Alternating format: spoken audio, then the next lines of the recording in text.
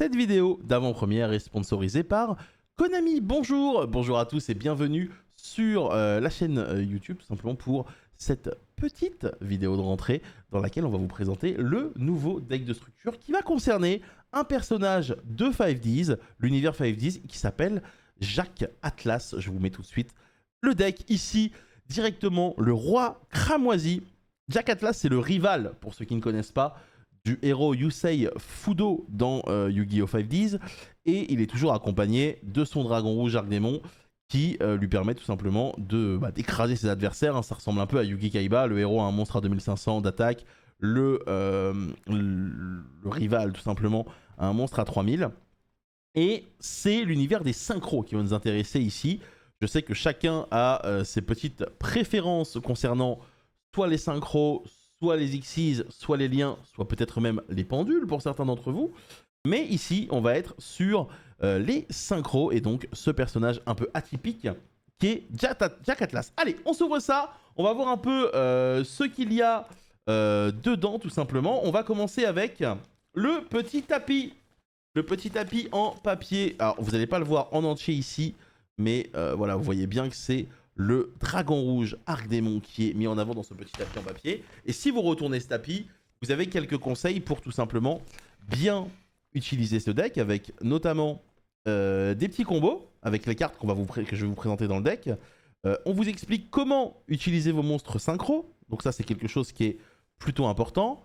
À côté de ça, si vous voulez renforcer tout simplement le deck, parce que la combo vous plaît, vous pouvez utiliser les petits conseils ici, avec notamment l'extension Nexus du dueliste qui apparemment renforce assez bien l'archétype. Et à côté de ça, on vous propose tout simplement comment faire en sorte d'optimiser vos invocations synchro, en terminant avec le dragon Nova Rouge qui doit être évidemment votre monstre synchro le plus intéressant, j'imagine. Donc voilà, donc c'est toujours très sympa ce genre de petits dépliants, n'hésitez pas à les consulter. Ça permet tout simplement de bien découvrir les cartes. En parlant des cartes, je les ai dans les mains. Et on va regarder ça ensemble. Comme d'habitude, on a pas mal de cartes. La différence avec tout simplement d'autres structures deck, c'est que des fois, on peut jouer directement avec un, des fois il en faut 3. Là, j'ai l'impression quand même que c'est assez complet. On va découvrir ça directement ensemble. Je vais vous zoomer directement les cartes. Je vais vous les mettre comme ça. Je pense que comme ça, on est bien. Alors, Diapason de l'âme. Donc ça va être notre carte ultra rare, qui est plutôt jolie pour le coup. C'est un synthoniseur démon de niveau 3. Si cette carte est invoquée normalement ou spécialement, on peut ajouter un monstre démon de maximum niveau 4, Diapason de l'âme exclu depuis notre deck à notre main. Et aussi, on ne peut pas invoquer spécialement de monstre synchro ténèbres exclu depuis l'extra deck le reste de ce tour. Donc quand on le joue, on va se loquer en synchro ténèbres. Ça tombe bien, les monstres rouge arc démon sont des synchro ténèbres. Ensuite, si une ou plusieurs cartes que vous contrôlez vont être détruites par un effet de carte, tant que vous contrôlez le dragon rouge Arc-Démon ou un monstre synchro qui le mentionne, vous pouvez bannir cette carte depuis votre cimetière à la place. Bon. Il est à la fois utile pour faire vos invocations synchro, et une fois qu'il est dans le cimetière, il a cette utilité et cette polyvalence qui vous permet tout simplement de protéger vos monstres. Donc une très très bonne ultra rare ici. Ensuite, Diapason de la vision. Donc je vois, au niveau du thème, on est sur pas mal de diapasons. C'est vrai qu'il y avait les diapasons des ténèbres qui étaient très utilisés par Jack Atlas à l'époque.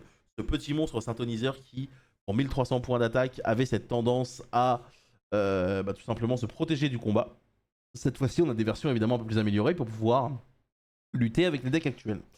Donc diapason de la vision, démo synthoniseur de niveau 2, 400-400. Si un monstre ténèbre de niveau 5... de minimum niveau 5 pardon, est sur le terrain, on peut invoquer spécialement cette carte depuis notre main. Donc c'est un extender. Vous pouvez invoquer spécialement Diapason de la vision qu'une fois par tour de cette façon.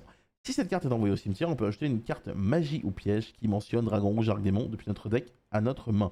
Donc on l'utilise pour faire une synchro, on va chercher une magie et on continue. Donc ça peut être très intéressant. Ensuite, évidemment, on ne pouvait pas passer à côté le monstre le plus mythique finalement de Jack Atlas, le Dragon Rouge Arc-Démon en ultra rare. Carte qui était sortie à l'époque dans la genèse du dueliste, TDGS, ça remonte. Carte avec laquelle j'ai beaucoup de souvenirs puisque j'ai remporté le Fortune Tour avec cette carte, donc je suis content de la récupérer. Ensuite, le Dragon Ascendant Rouge, monstre synchro très très utilisé notamment dans Duel Link je crois. Monstre synchro de 6 étoiles, un synthoniseur démon plus un monstre non synthoniseur. Lorsque cette carte est invoquée par synchronisation, on peut cibler un monstre diapason dans notre cimetière. on l'invoque spécialement. Donc l'idée c'est qu'on fait une synchro et ça permet derrière de réinvoquer le diapason tout de suite pour refaire une synchro plus grande. On ne peut pas invoquer spécialement de monstres à part les monstres synchro ténèbres, dragon exclus, le tour où on utilise cet effet. Et durant la main phase, sauf le tour où cette carte a été envoyée au cimetière, on peut bannir cette carte depuis notre cimetière puis cibler deux monstres diapason. Deux monstres diapason directement dans le cimetière pour les invoquer. Donc très bonne carte. Ensuite, oh, très joli ça, le roi de tous. J'imagine que c'est plutôt une carte promotionnelle, elle n'a pas de type, c'est intéressant, donc je dirais que c'est plutôt une carte promotionnelle ici. L'artwork est vraiment super sympa, monstre à 3000, 2500. Bon, j'imagine que c'est vraiment une carte de collection et pour le coup je suis plutôt content de la récupérer. Ensuite, le dragon supernova rouge, monstre à 4000, ça va être le super boss monster du deck. Le bouillant dragon rouge arc démon roi de la calamité, ça vous l'avez compris, elles ont toutes, dragon rouge arc démon dans le nom. Le dragon rouge arc démon dans sa version meurtrie.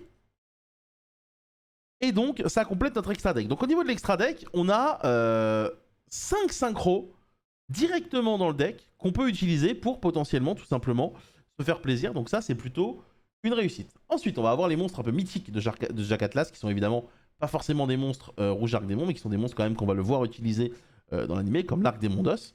On en parlait, le diapason des ténèbres. À la base, celui-là, c'est l'originel, le OG, comme on dit dans le milieu. Le créateur de diapason, le diapason synchron, et diapason rouge. Donc là, vraiment... Ah non, mais encore, diapason cramoisi. Très bien. Donc là, on est vraiment sur une famille de diapasons pour pouvoir tout simplement invoquer notre dragon rouge. Ensuite, on a le dragon cruel. Un monstre à 2000 points d'attaque de niveau 5.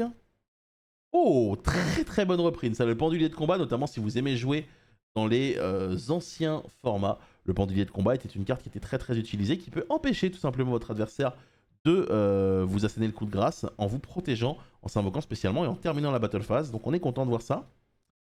Le sprinter rouge, ça va un peu moins nous concerner nous en tant que compétiteurs, mais ça va évidemment ravir les fans de Jack Atlas, mais il y a aussi le War rouge, le vent violent, le roi errant, le roi fantôme hybride, Étoile Lune, le roi magicien, roi absolu Backjack. Oh, le dragon rouge arc démon mode assaut. Donc ils nous ont mis aussi les versions assaut du dragon rouge arc démon dans une version commune, ça me fait assez bizarre. C'était sorti dans CRMS. Donc CRMS, c'était quoi? Crimson, la croisée écarlate. Donc Crimson, moi je l'ai pas. Crimson Scarlet. Ah, ça m'étonnerait que ce soit ça. Vous me direz dans les commentaires. La bête d'assaut qu'on peut défausser pour aller chercher l'activation mode assaut. Le réflecteur psionique. La fourmi de feu Ascator. Ascator le marchaube. Oh, les dangers. Les dangers qui peuvent potentiellement être utiles en fonction de ce que vous jouez. Donc j'imagine qu'il y en a plusieurs. Danger Nessie. Et évidemment Chupacabra. Une petite réédition de la sorcière de la forêt noire. On n'est jamais mécontent de voir ce monstre un peu mythique. Et on passe du coup aux magies. Force de la puissance absolue, très connue.